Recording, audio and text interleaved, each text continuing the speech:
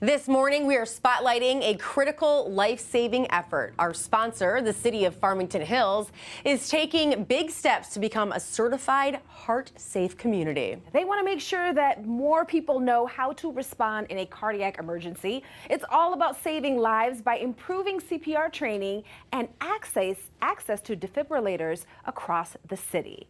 Let's welcome Lieutenant Brian Paincow. He is with the Farmington Hills Fire Department and is the city's emergency manager. Brian, thank you so much for being with us. Thank you so much for having me, guys. Of course, of course. So let's get into it. Why is teaching CPR so important to the Farmington Hills Fire Department?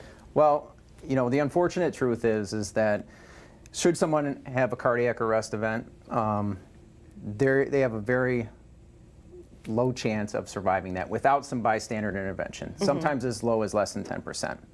But the studies have shown that if a bystander would step in and simply do hands-only CPR, we can double or even triple their ability to So this survive. is something that we all need to really learn how to do. I was telling him that before we actually started the interview. But tell me about the HEARTSafe campaign that you're working on, and how can people get involved? So it's a very important designation to us, and luckily for us, we've been working on it unknowingly for about 30 years now.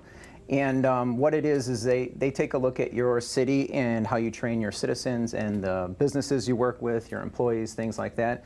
And they take a deep dive, and you want to train about 15% of your citizens in CPR, AED use, things like that.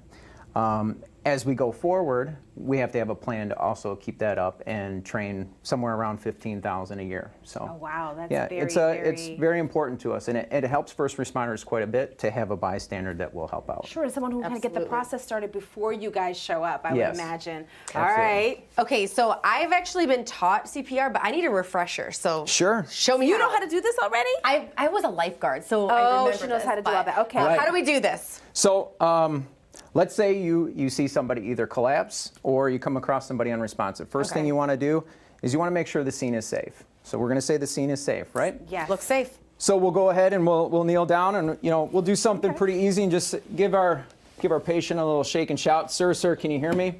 Can you hear me? Okay. Patient's Are you okay? unresponsive, so next thing you want to do is call 911. Somebody call 911. That's it. You're on Go. it already. Call 911. So we're going to assess the breathing next. So we're looking for, is the patient breathing or gasping for air?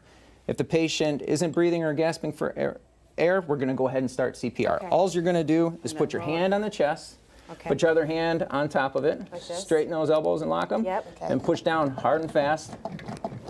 You're going to want to do that for 100 to 120 times a minute for 2 minutes. Okay.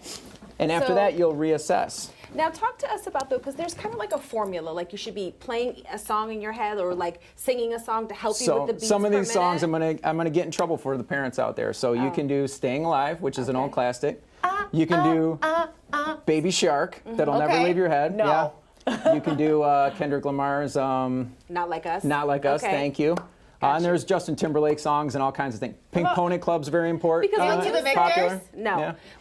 When you say 120 times per minute, that sounds like so much, but it's possible. It's very possible. Okay, so let's try to do like 30 seconds. So Okay.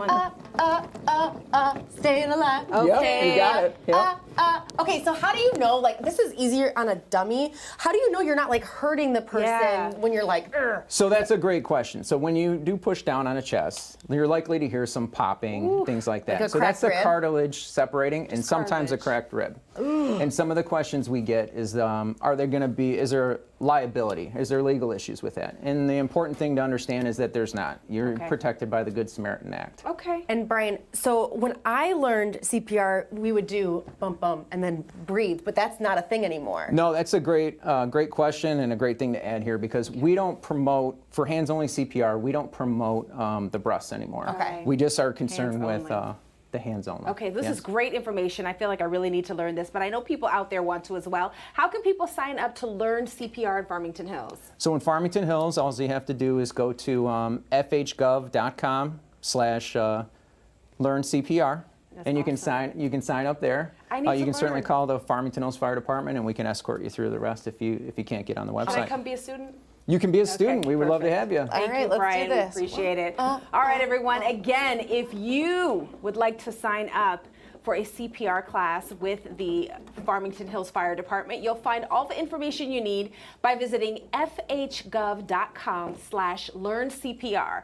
That's fhgov.com/learncpr. It's a critical life skill.